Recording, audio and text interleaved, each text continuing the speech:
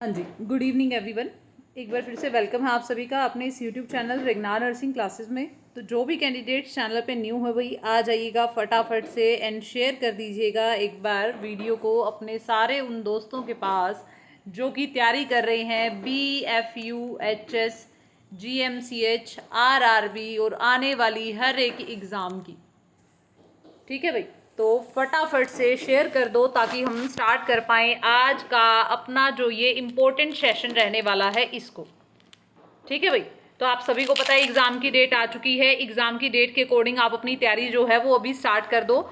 ठीक है भाई, आपके पास ओनली आज है 11 ऑलमोस्ट गई। देखो आप लोगों के पास है 12, 13, 14 और 15, एक है हमारे पास 16, 17 को एग्ज़ाम है। 5 दिन का आपका टोटल। तो मैं सबसे पहले तो आप लोगों को बता दूं कि इन 5 दिन में आप लोगों को तैयारी क्या करनी है। ठीक है ना, आपको इन 5 दिन में तैयारी क्या करनी है और कैसे करनी है। ठीक है, तो शेयर कर दो फटाफट से लिंक को। तो देखिएगा भाई, अभी आप लोगों के पास चुनिंदा से 5 दिन बचे हैं और इन 5 दिन में आप लोगों को MCQ प्लस थ्योरी दोनों चीज़ें आपको रिवाइज करनी है। मैंने आपको बताया कि जो आपके 5 दिन बचे हैं इसमें से आज का दिन और जो अगले नेक्स्ट 3 दिन है वो आप करो भाई मैक्सिमम से मैक्सिमम MCQs, और उसके बाद में जो 2 दिन बचते हैं उसमें आप करो अपनी थ्योरी। और जो थ्योरी के नोट्स मैंने आपको बनवाए हुए हैं या आपने मेरी MCQ क्लासेस देख के जो नोट्स बनाए हुए हैं या आपने जो सेल्फ नोट्स प्रिपेयर किए हुए हैं क्लासेस देख देख के, वो नोट्स आपको 2 दिन रिवाइज करने हैं। ठीक है, इतने 3 दिन तक सिर्फ आप MCQs करो जो आपने डेली आपकी क्लासेस हो रही हैं। कोई भी बुक है आपके पास उससे आप कर सकते हो क्योंकि ये बहुत ज़्यादा ज़रूरी है। ठीक है ना, अब अगर आप करोगे अच्छे से तैयारी तभी आपका सिलेक्शन पॉसिबल है। ये 5 दिन बहुत इंपॉर्टेंट है। और भाई इन्हीं 5 दिन में देखो आप ओनली 499 में आप लोगों के लिए MCQ बैच चल रहा है अभी। कल से उनकी जो क्लासेस हैं और भी ज़्यादा बढ़ा दी जाएंगी। ठीक है, इन 5 दिनों में आपको फुल प्रिपरेशन एक बार के लिए आपकी हो जाएगी कि आप हर एक सिलेबस को टच कर पाओ। ठीक है ना, तो जो भी बच्चे ज्वाइन करना चाहते हैं 499 में या जिन्होंने किया है आप लोगों को पता होगा भाई आप लोगों को वहाँ पे क्वेश्चंस करके क्या फ़ायदा मिल रहा है।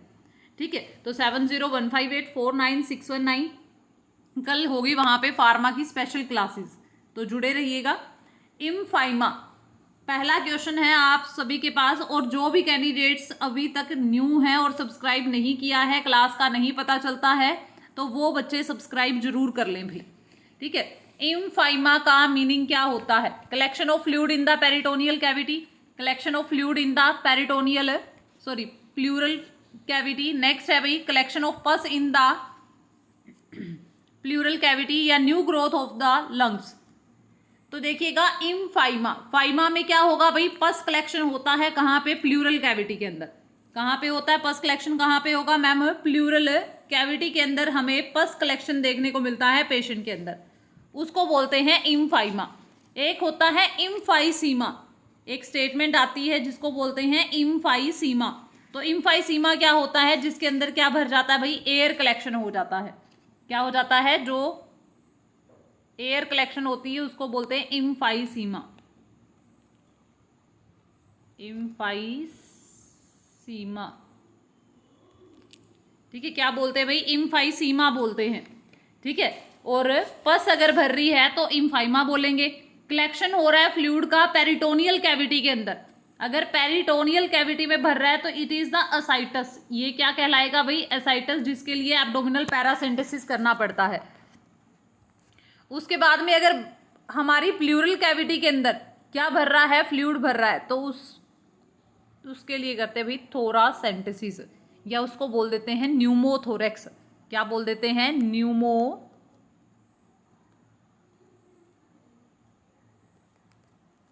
भी बोल देते हैं। आ रही है बात समझ में? तो ये सारी चीजें आप लोगों को ध्यान रखनी है।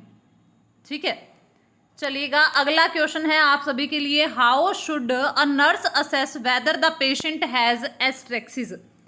नर्स को कैसे पता चलेगा या वो कैसे असेस करेगी कि एस्ट्रेक्सिस हो रहा है, कि पेशेंट को क्या हो रहा है भाई?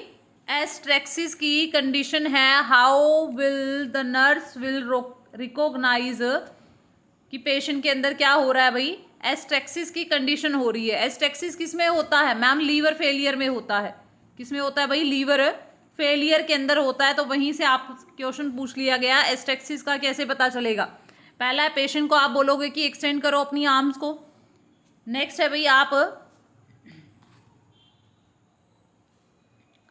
पेशेंट को बोलोगे कि आप क्या करो भाई, इंस्ट्रक्ट करो, लीन फॉरवर्ड करो। नेक्स्ट है आप बोलोगे पेशेंट को कि डोर्सी फ्लेक्शन करो फुट का। ठीक है, अगला है भाई पेशेंट की एब्डोमिनल गिर्थ मेजर करो। तो एब्डोमिनल गिर्थ मेजर करते हैं जब आप क्या करते हो भाई, एसाइटस के लिए चेक करते हो, एसाइटस के लिए चेक करते हो, then you will check the abdominal girth. Dorsiflexion of the patient foot, patient के फुट का डोर्सी फ्लेक्शन, इसमें आप क्या चेक करते हो भाई, बिबिन्स्की साइन चेक करते हो। ठीक है ना, कौन सा, बिबिन्स्की साइन चेक करते हो। नेक्स्ट इज एस्ट्रेक्सिस, कैसे पता चलेगा, लीन फॉरवर्ड किस में करेंगे, जब एपिस्टेक्सिस होता है, एपिस्टेक्सिस होता है। Next one is ask the patient to extend the arm, patient को बोलेंगे भाई साहब आप अपनी आर्म्स जो है ना उसको एक्सटेंड करो एंड डोर्सी फ्लेक्स करो अपनी रिस्ट को। क्या करवाएंगे, dorsi flexion of a wrist.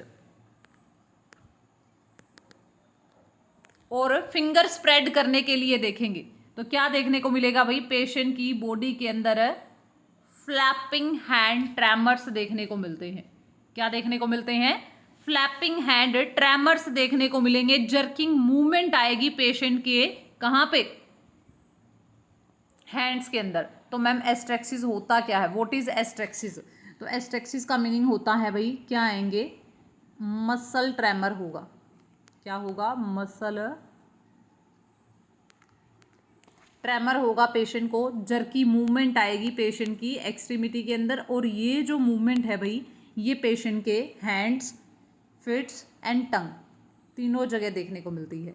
Hand, fits and tongue तीनों जगह पे देखने को मिलती है। ठीक है ना, तो इसको बोलते हैं फ्लैपिंग हैंड ट्रैमर्स। क्या बोलते हैं भाई, फ्लैपिंग हैंड ट्रैमर्स देखने को मिलता है। ठीक है, तो ये किसको इंडिकेट करता है, ये सीरियस डिजीज को इंडिकेट करता है। और वो हो सकती है cirrhosis of liver, liver failure के केसेस में देखने को मिलता है। ठीक है, और ये कब डेवलप होता है भाई, ये लास्ट स्टेज में डेवलप होता है। जब लास्ट स्टेज होती है लीवर फेलियर की, then we will observe the sign of asterixis. ठीक है, नेक्स्ट क्वेश्चन है, identify the correct statement. Correct statement आपको आइडेंटिफाई करनी है with regard to post necrotic cirrhosis, कि पोस्ट नेक्रोटिक सिरोसिस हुआ है, इसके रिगार्डिंग आपको करेक्ट स्टेटमेंट आइडेंटिफाई करना है। पहला है, ये एसोसिएटेड होता है किसके साथ में, अल्कोहल अब्यूज के साथ में। Next it is associated with the chorionic biliary obstruction. Next है भाई, it is the result of viral toxic hepatitis. Next है भाई, it results from core pulmonale, ये किसका रिजल्ट है, ये कोर पल्मोनेल का रिजल्ट है।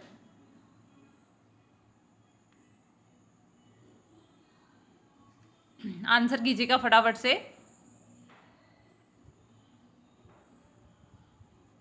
Very good, very good. तो देखिएगा भाई, यहाँ पे आप लोगों से जो क्वेश्चन पूछा गया है वो है पोस्ट नेक्रोटिक सिरोसिस का। ठीक है ना, उसके रिगार्डिंग पूछा गया है आप लोगों से।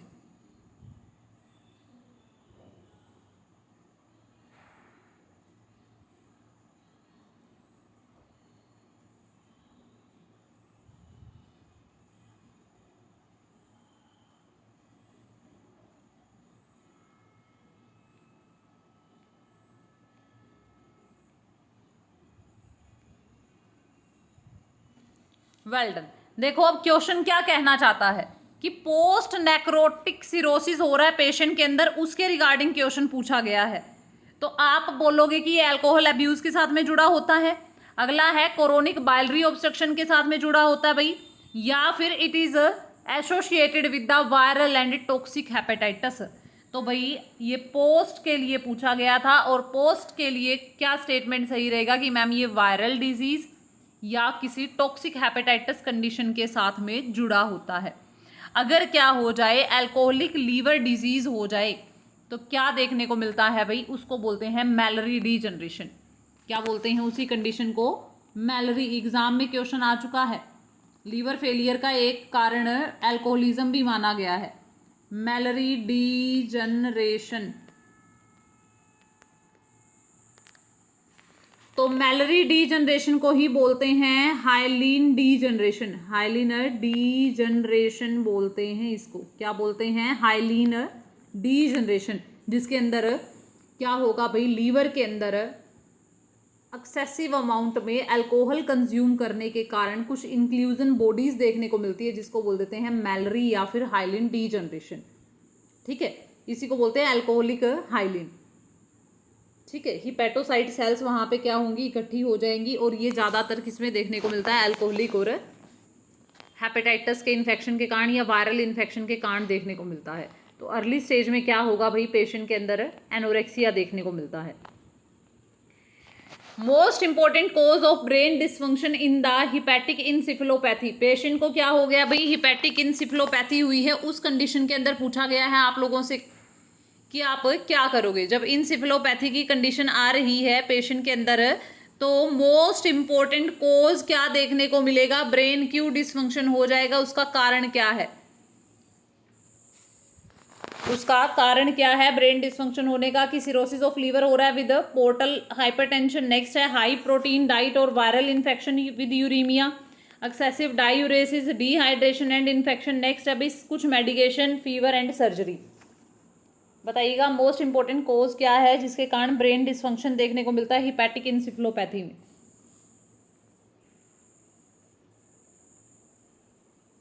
तो भाई जो लोग हाई प्रोटीन डाइट ले रहे हैं, ठीक है, और क्या कर रहे हैं भाई, बैक्टीरियल इन्फेक्शन हो रहा है या यूरीमिया हो रहा है, तो ये क्या कॉज कर देते हैं? ये तीनों कारण ऐसे हैं जो क्या कर देंगे, ब्रेन डिसफंक्शन को और ज़्यादा बढ़ाएंगे, सीवियरिटी को और ज़्यादा बढ़ाएंगे। क्योंकि हाई प्रोटीन डाइट से क्या होगा, ज़्यादा अमोनिया निकलेगा। क्या निकलेगा भाई? ज़्यादा अमोनिया निकलेगा, और जितना ज़्यादा अमोनिया निकलेगा आपको पता है वो लीवर मेटाबोलाइज नहीं कर पा रहा क्योंकि इंसेफेलोपैथी हो रखी है। ठीक है ना, तो क्या होगा, उतना ही ज़्यादा टॉक्सिक करेगा वो किसको, ब्रेन को, और उतने ही ज़्यादा क्या आएंगे भाई, ब्रेन के अंदर नाइट्रोजन कंटेनिंग जो कंपोनेंट्स हैं वो क्या हो जाएंगे, डिपॉजिट होने लगेंगे। और जब ब्रेन के अंदर नाइट्रोजन कंटेनिंग यूरीमिया ऐड, वहाँ पे क्या हो रहा है भाई, ब्लड के अंदर यूरिया का अमाउंट बढ़ रहा है या फिर नाइट्रोजन कंटेनिंग कंपाउंड्स बढ़ रहे हैं, क्रेटिनिन बढ़ रहा है, यूरिक एसिड बढ़ रहा है, that will involve the brain dysfunction. ठीक है, so answer will be high protein diet. तो पेशेंट जिसको हिपैटिक इंसेफेलोपैथी होती है कौन सी डाइट देते हैं?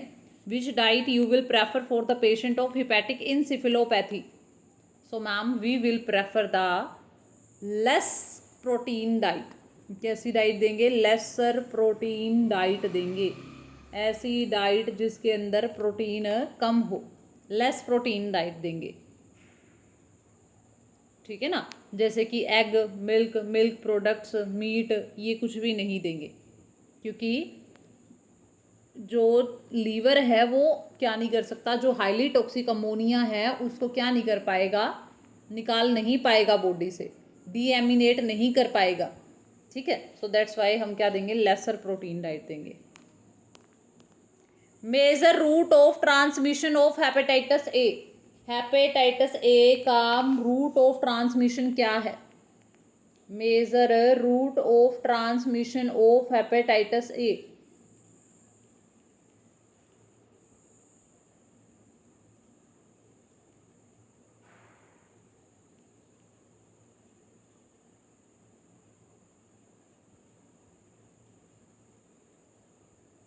Major route of transmission of hepatitis A.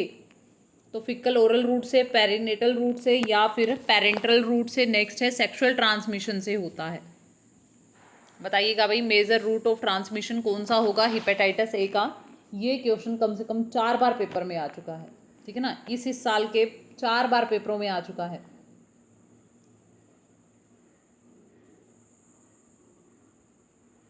तो हेपेटाइटिस ए फैलता है मैम फिकल ओरल रूट से। किससे फैलता है? फिकल ओरल रूट से फैलता है, या फिर आपने कोई कॉन्टैमिनेटेड फूड खाया है, कॉन्टैमिनेटेड फूड इनटेक किया है। तो उस कंडीशन में भी मोस्ट कॉमन रूट आप बोल सकते हो जिसके थ्रू ये फैलता है।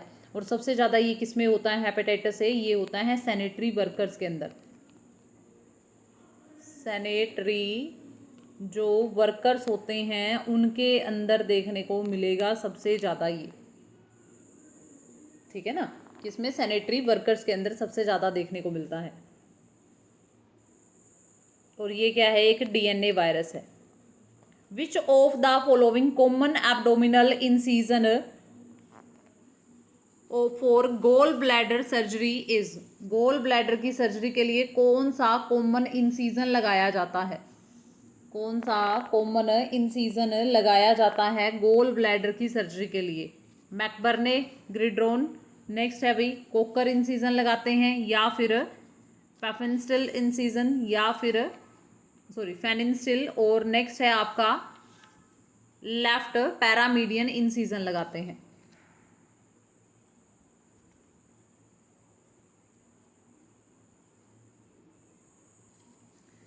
तो भाई जीएमसीएच 2016 में सेम क्वेश्चन पूछा जा चुका है, मैंने आपकी टेस्ट सीरीज में भी डाला था ये वाला question, that is the Kocher incision. कौन सा इंसिजन भाई, कोकर इंसिजन मैम लगाते हैं, so answer will be B, ठीक है। मैकबर्ने और ग्रिड्रियोन जो लगाते हैं वो किस में लगाते हैं भाई, ये लगाते हैं अपेंडेक्टमी के टाइम पे, अपेंडेक्टमी के टाइम पे लगाते हैं। Are you getting. उसके बाद में आता है फेनिस्टिल इंसिजन, ये कहाँ पे लगाते हैं भाई, ये सिम्फाइसिस प्यूबिस पे लगाया जाता है, सिजेरियन सेक्शन में, सिजेरियन सेक्शन में लगाते हैं मैम। और जो पैरामीडियन इंसिजन होता है ये लैप्रोटोमी प्रोसीजर के लिए लगाते हैं, लैप्रोटोमी के लिए लगाते हैं, ठीक है। तो देखिएगा मैकबर्ने पॉइंट पे लगाएंगे अपेंडेक्टमी के टाइम पे। नेक्स्ट है भाई हम क्या करेंगे, कोकर इंसिजन लगाते हैं, किसके लिए लगाते हैं मैम, कोकर इंसिजन लगाते हैं हम लोग गोल ब्लैडर की अगर सर्जरी हुई है, ठीक है। और नेक्स्ट है भाई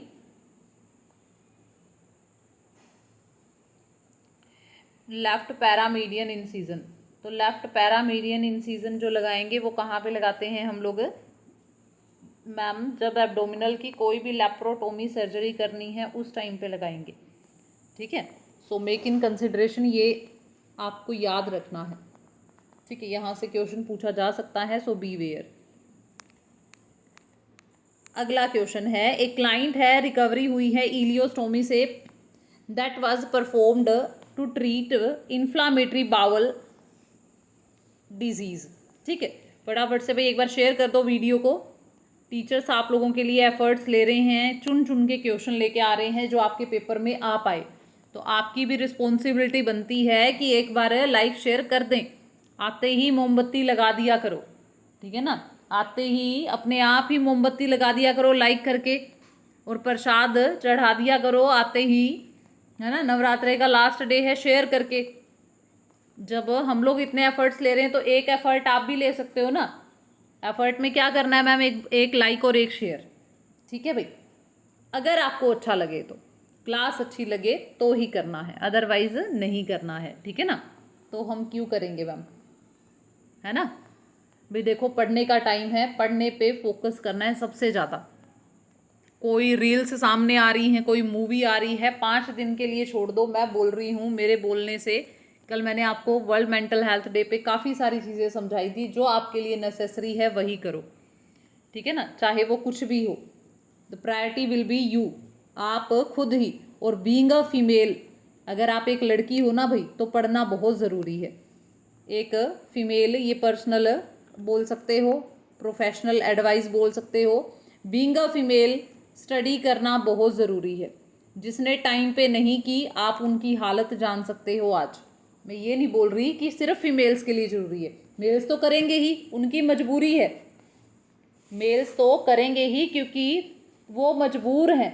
क्यों मजबूर हैं मैम, बिकॉज उनको घर चलाना है, शादी नहीं होगी उनकी। लेकिन बीइंग अ फीमेल पढ़ना क्यों ज़रूरी है, क्योंकि मैम अगर आप चाहते हो आपकी डिग्निटी मेंटेन रहे, आपका रिस्पेक्ट मेंटेन रहे, ठीक है। अगर आप चाहते हो कि मैम वी वोंट इंडिपेंडेंसी, तो भाई एक होता है डिपेंडेंट, किसी से पैसे नहीं मांगने पड़ेंगे, अपना घर अपने पति का साथ दे पाओगे, अपने घर वालों को सपोर्ट कर पाओगे। इसीलिए आपका डिपेंडेंट होना जरूरी नहीं है, इंडिपेंडेंट होना जरूरी है। जो लड़कियां अभी पढ़ रही हैं, मेन बात ये है भाई, दहेज चाहे माँ बाप को बोलना कम दे दें, ठीक है ना। जो आप डोरी लेके जाते हो, हम लेके नहीं जाते, आजकल कौन देता है, ठीक है ना, लेकिन माँ बाप फिर भी देते हैं।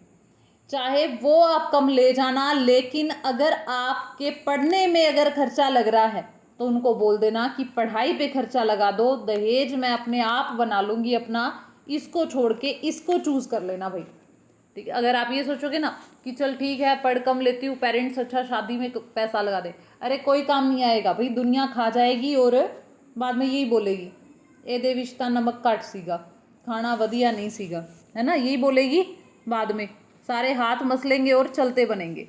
सो बेस्ट है कि पढ़ना ही आपकी प्रायोरिटी रखो, पढ़ोगे जॉब लग जाओगे, सब लोग आगे पीछे रहेंगे, रेदर देन हाउसवाइफ बन जाओगे। ये नहीं है कि हाउसवाइफ बुरा है, बट दुनिया किसके आगे झुकती है भाई, मैम जिसके पास जॉब है, जो खुद कमा रहा है, ठीक है ना, जो क्या है फाइनेंशियली इंडिपेंडेंट है। सो इसीलिए लड़कों की तो मजबूरी है पढ़ना, लेकिन लड़कियों को अगर आप चाहते हो अपने फ्यूचर को ब्राइट करना, अपनी फैमिली के फ्यूचर को ब्राइट करना, अपने बच्चों के फ्यूचर को ब्राइट करना, तो आपके लिए भी पढ़ना ज़रूरी है, ठीक है। तो चलिए, ये एक मेरी आप लोगों से बोल सकते हो प्रोफेशनल एडवाइस थी, बाकी आपकी विश है, आप पढ़ें ना पढ़ें, आपकी लाइफ है ना, एक टीचर सिर्फ गाइड कर सकता है। क्लाइंट है, रिकवरी हो रही है इलियोस्टोमी से, that was performed to treat inflammatory bowel disease during discharge teaching for the client, nurse should stress on. Nurse किस पे दबाव डालेगी, कौन सी चीज़ पे नर्स दबाव डालेगी? जब इन्फ्लामेटरी बावल डिजीज का ट्रीटमेंट चल रहा था ना, तो डिस्चार्ज के दौरान इलियोस्टोमी की गई थी उस पेशेंट की, तो आप क्या करोगे, पेशेंट का फ्लूइड इनटेक इंक्रीज कर दोगे, इस पे सबसे ज़्यादा फोकस करोगे। अगला है भाई wearing an appliance pouch only bedtime, की आपको ओनली बेड टाइम ही क्या करना है भाई, पाउच डाल के रखना है। नेक्स्ट है consuming low protein high fibre diet. Next है taking only enteric coated tablets. तो देखो भाई, इसने बोला इलियोस्टोमी हुई है, ठीक है, आईबीडी था पेशेंट को, ड्यूरिंग डिस्चार्ज टीचिंग आप सबसे ज़्यादा फोकस किस पे रखोगे, low protein diet and high fibre diet, कोई लेना देना नहीं है। बेड टाइम नहीं, हर टाइम ही डाल के रखना है, ये भी स्टेटमेंट गलत है। नेक्स्ट है भाई taking only enteric coated tablets, कोई भी टैबलेट ले सकते हो, कोई दिक्कत नहीं है, ठीक है ना, लेकिन आपको अपना फ्लूइड बैलेंस रखना पड़ेगा, क्योंकि आपको पता है इलियोस्टोमी हुई है, और इलियोस्टोमी के कारण क्या हो सकता है भाई, फ्लूइड इलेक्ट्रोलाइट इम्बैलेंस होने का खतरा सबसे ज़्यादा रहता है। That's why what will be the priority, fluid balance maintain करके रखना। क्या मेंटेन करके रखना, फ्लूइड बैलेंस मेंटेन करके रखना आपकी प्रायोरिटी होगी।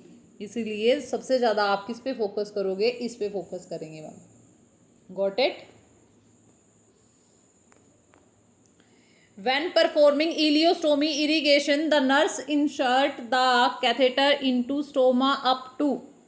While performing a colostomy irrigation, जब आप कोलोस्टमी इरिगेशन कर रहे थे तो नर्स को ध्यान रखना है कि कैथेटर को कितना डालेंगे स्टोमा के अंदर।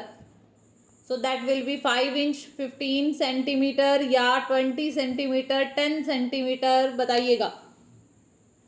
लगातार रिपीट हुआ क्वेश्चन है ये। तो भाई 3 से 4 इंच या बोल सकते हो 10 सेंटीमीटर, 10 सेंटीमीटर। अगला क्वेश्चन है after surgery of the patient abdomen becomes distended. जैसे ही सर्जरी हुई पेशेंट का जो एब्डोमेन है वो डिस्टेंड हो गया है, कोई बावल साउंड नहीं देखने को मिल रही है, कौन सी सस्पेक्टेड कॉम्प्लिकेशन देखने को मिलेगी? मोस्ट सस्पेक्टेड कॉम्प्लिकेशन क्या होगी इस पेशेंट की? That is intussusception, paralytic ileus, haemorrhage और रप्चर्ड कोलन। तो भाई इसको बोलते हैं पैरालिटिक इलस। क्या हो गया? पैरालिटिक इलस हो गया है। ये पोस्ट सर्जिकल कॉम्प्लिकेशन होती है जिसमें जो आपकी इंटेस्टाइन है उसकी स्मूथ मसल क्या हो जाती हैं भाई? पैरालाइज हो जाती हैं। और मैंने आज ही बताया था जो डाइजेशन का काम करती हैं आपके स्टमक के अंदर वो कौन थी? स्मूथ मसल थी, पेरिस्टाल्टिक मूवमेंट को चला रही थी। तो ऐसे ही इंटेस्टाइन की जब पेरिस्टाल्टिक मूवमेंट देने वाली स्मूथ मसल्स क्या हो जाएंगी? पैरालाइज हो जाएंगी, तो एब्डोमेन फूल जाएगा। ठीक है ना? बावल साउंड भी एब्सेंट देखने को मिलेगा।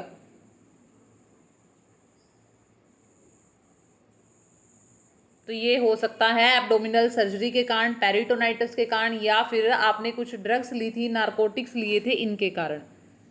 ठीक है, तो आपको क्या देना है? गैस्ट्रिक स्टिमुलेंट्स देने हैं। ठीक है, जो टेम्परेली क्या करेंगे? इंक्रीज करेंगे जीआई की एक्टिविटी को। ठीक है ना? जैसे कि नारकोटिक्स, कैफीन,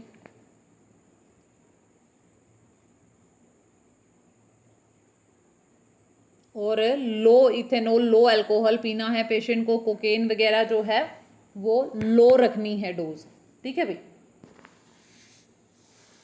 लेकिन आप क्या नहीं दे सकते? जीआई स्टिमुलेंट कब नहीं दे सकते?